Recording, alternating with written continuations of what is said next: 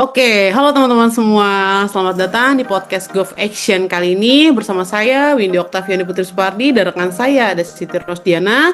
Selama 15 menit ke depan kita akan membedah perspektif baru nih tentang good practice dan bad versus bad practice dalam mewujudkan smart governance. Nah, kita sering dengar nih istilah digitalisasi, aplikasi ina itu. Tapi jujur aja nih, apakah semua itu bikin urusan jadi simpel atau malah jadi bikin kita makin pinter buat nih alasan. Nah, hari ini kita mau buka-bukaan nih soal mana yang beneran good practice dan mana yang bad practice, alias kejar pajangan digital aja. Nah, Kemenkes ini kan lagi gencar-gencarnya nih mendorong budaya kerja baru dengan 3 fokus. Yang pertama ada eksekusi efektif, cara kerja baru, dan pelayanan yang unggul. Nah, tapi apakah ini semua udah mencerminkan smart governance? Dan tantangan apa yang sebenarnya masih kita hadapi? Nah, biar diskusinya seru, saya udah bareng 3 narasumber hebat kita. Yang pertama ada Kak Hasna. Halo Kak Hasna. Halo Kak Windy.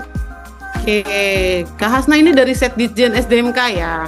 Lalu kemudian ada dari Kak Anabel. Halo Kak Anabel. Halo Kak Windy, Kak Ocha. Oke, Kak Anabel dari RSUP Fatmawati, bener ya? Iya, betul Kak. Oke, yang ketiga ada Mas Bara nih. Mas Bara. Halo Mbak, Kak Windy dan Kak Ocha. Oke, Mas Bara dari Setdijen SDMK nih ya. Betul. Oke, nah. Oke, baik. Nih dari 3 narasumber kita, gimana nih Mbak Ocha?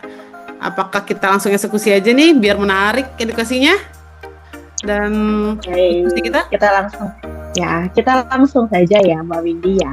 Kalau kita lihat dari budaya kerja baru Kemenkes kan ada 3 fokus tadi nih yang udah dijelasin.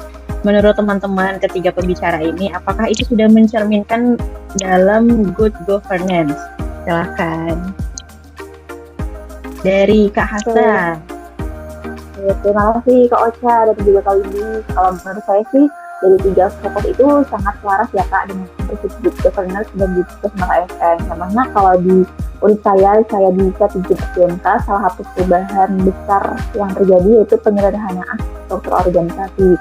Jadi saat itu di kami sudah tidak ada lagi eselon 3 dan 4 yang digantikan dengan namanya sistem tim kerja yang dipimpin oleh seorang kepala tim yang mereka pun juga dievaluasi setiap 6 bulan sekali. Nah, menurut saya hal praktis ini tuh menunjukkan eksekusi yang efektif dan juga cara kerja yang lebih agile, sekaligus mendukung sistem merit karena kepala tim kerja ini sendiri sekarang dipilih berdasarkan kapabilitas dan dievaluasi secara berkala.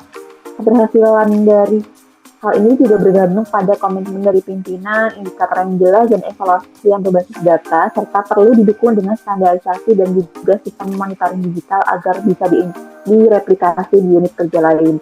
Begitu sih Kak, kurang lebihnya kalau dari saya sebagai di Setdijen SDMK.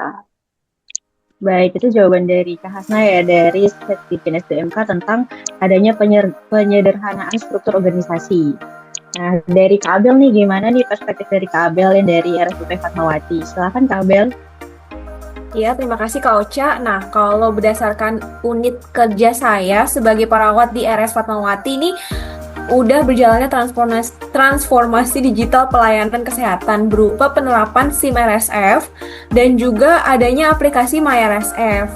Jadi, 2 aplikasi ini kan juga udah sesuai nih dengan budaya kerja baru Kemenkes, yaitu eksekusi efektif karena proses pelayanan lebih cepat, lebih mudah, dan sudah terdigitalisasi sehingga waktu pelayanan juga menjadi lebih singkat. Terus dia juga sudah menekankan cara kerja baru yang menekankan kolaborasi dan adaptif karena komunikasi lintas profesi juga semakin cepat. Terus menekankan pelayanan unggul juga dong pastinya karena berorientasi terhadap kepuasan pasien. Nah, untuk kunci keberhasilannya itu yaitu adanya pelatihan dan pengembangan yang Rumah Sakit Fatmawati lakukan setiap bulannya pastinya dan juga adanya monitoring dan evaluasi. Untuk penerapan ke unit lain yaitu adanya integrasi SOP dan alur kerja yang sudah dilakukan. Begitu Kak Ocha. Baik, itu jawaban dari Kak Abel ya, dari RSUP Fatmawati yang adanya MyRSF ya, Kak Abel ya. Oke, dari Mas Bara nih, silakan Mas Bara.